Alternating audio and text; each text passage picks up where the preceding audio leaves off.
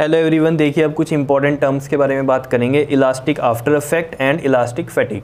देखो elastic after effect क्या है, जैसे मान लो आपके पास कोई जैसे मान लो ये है, ठीक है, तो इसको मैंने क्या किया यहाँ पर, मान लो इस तरीके से डिफॉर्म किया, डिफॉर्म फोर्स ऐसे किया, ठीक है।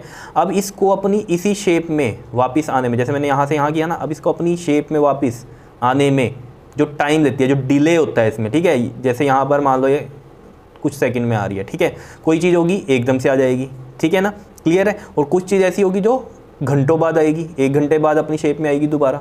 तो ये जो डिले है दोबारा से रिगेन करने में अपनी शेप में, ठीक है, तो उसको क्या बोलते हैं हम, इलास्टिक आफ्टर इफेक्ट। तो ये लिख रखा है the delay in regaining the original shape by a body after the removal of the deforming force. Clear है, इतनी बात बताओ, कोई दिक्कत?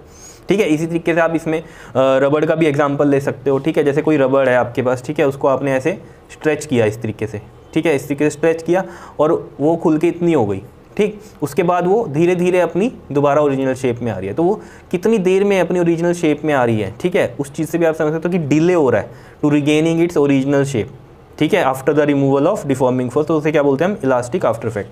तो यही लिख रखा है the delay in regaining the original shape by a body after the removal of deforming force is known as elastic after effect. तो इसको मैं यहाँ लिख सकता हूँ, is called elastic after effect. Clear है, इतनी बात बताओ, ठीक है। जैसे कि हम इसमें एग्जांपल लें कि जैसे क्वार्ट्स और आपके पास जो फॉस्फर ब्रॉन्ज होता है, ठीक है, ये फॉस्फर ब्रॉन्ज और क्वार्ट्स का जो इलास्टिक आफ्टर इफेक्ट है वो नेग्लिजिबल स्मॉल होता है, मतलब क्या होता है, वो इमीडिएटली अपना रिगेन कर लेती है ओरिजिनल शेप और साइज, ठीक है। लेकिन जो ग्लास है इसका लार्ज होता है, ठीक है, लेकिन यहाँ पर लिखा ना but very large for the glass fibres. तो ग्लास फाइबर्स आपने देखी होंगी जो गेट्स वगैरह पे भी लगती हैं, ठीक है, तो उनका क्या है, ये इलास्टिक आफ्टर इफेक्ट क्या होता है, वेरी लार्ज है, ठीक है, वो बहुत देर बाद अपना रिगेन करेगी अपनी शेप और साइज, ठीक है। तो यही लिख रखा है elastic after effect is negligible small for the quartz and the phosphor bronze but very large for the glass fibre. Clear है, इतनी बात बताओ, कोई दिक्कत इसमें? ठीक है, नेक्स्ट हम पढ़ते हैं इलास्टिक फटीग क्या होती है। देखो फटीग का मतलब क्या होता है, एक सिंपल सी भाषा में क्या है, तो हम थकावट, ठीक है।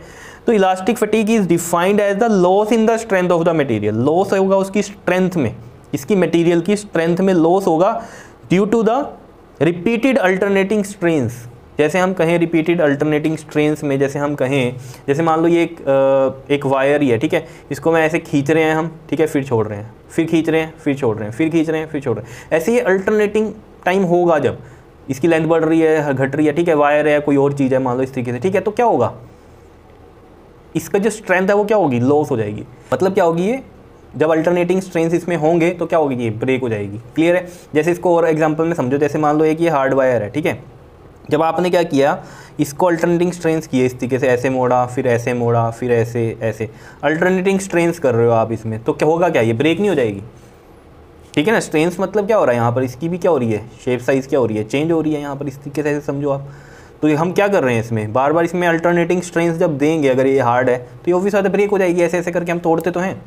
तो यानी कि क्या है, लॉस हो जाना स्ट्रेंथ में मटेरियल के, ठीक है, उसे हम क्या बोलते हैं, इलास्टिक फटीग। और ये कब होती है लॉस, जब आप अल्टरनेटिंग स्ट्रेंस करते रहते हो, ठीक है। तो यही लिख रखा है elastic fatigue is defined as the, ये तो मैंने आपको पढ़ा दिया, loss in strength of a material caused due to the repeated alternating strains. जैसे कि एग्जांपल हम बात करें, a hard wire can be broken by bending it repeatedly, ठीक है ना। तो अगर हम कोई हार्ड वायर है उसको क्या कर रहे हैं, बेंड कर रहे हैं रिपीटेडली, तो ये भी क्या है, एक तरह से क्या हो रहा है, इसकी साइज और शेप आप चेंज कर रहे हो ना, ठीक है ना, डिफॉर्म कर रहे हो इसे, ठीक है।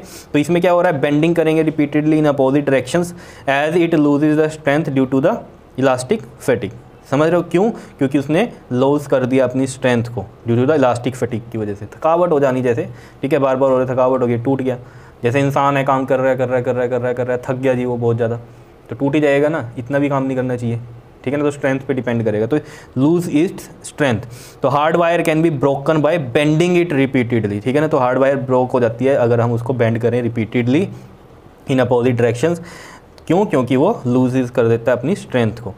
और फॉर द सेम रीज़न तो रेलवे ब्रिजेज होते हैं, उनको अनसेफ डिक्लेयर कर देते हैं थोड़े टाइम पीरियड के बाद। क्यों, क्योंकि देखो उसमें भी आपने देखो अगर रेलवे ब्रिजेस में क्या होता है, नीचे जो मैंने कहा आपको बीम्स वगैरह लगी होती हैं, ठीक है, स्टील की, आयरन की, इस तरीके से आप समझ सकते हो, ठीक।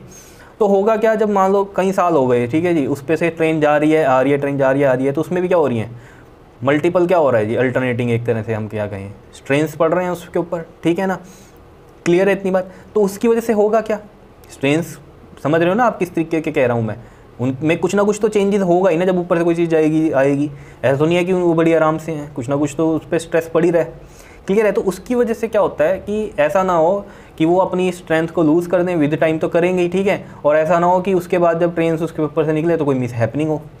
तो उससे पहले ही उनको क्या करते हैं, अनसेफ डिक्लेयर कर देते हैं। टाइम पीरियड ऑलरेडी वो नोटेड होता ही है कि ये मटेरियल है इतने टाइम तक ही चलेगा, इसके बाद इसकी क्या हो जाएगी, स्ट्रेंथ लूज हो जाएगी। ठीक है, तो ये यही यहाँ पर यही लिखा हुआ है, for the same reason the railway bridges are declared unsafe after a long period of time to avoid the mishap मतलब मिसहैपनिंग। क्लियर है? बताओ समझ में आया इलास्टिक आफ्टर इफेक्ट क्या होता है और इलास्टिक फटीग क्या होती है। ठीक है, नेक्स्ट वीडियो में हम बात करेंगे इसमें इलास्टिक हिस्टेरिसिस की। किसकी बात करेंगे? इलास्टिक हिस्टेरिसिस की। क्लियर? तो नेक्स्ट वीडियो में करते हैं हम ये। ओके जी, थैंक यू।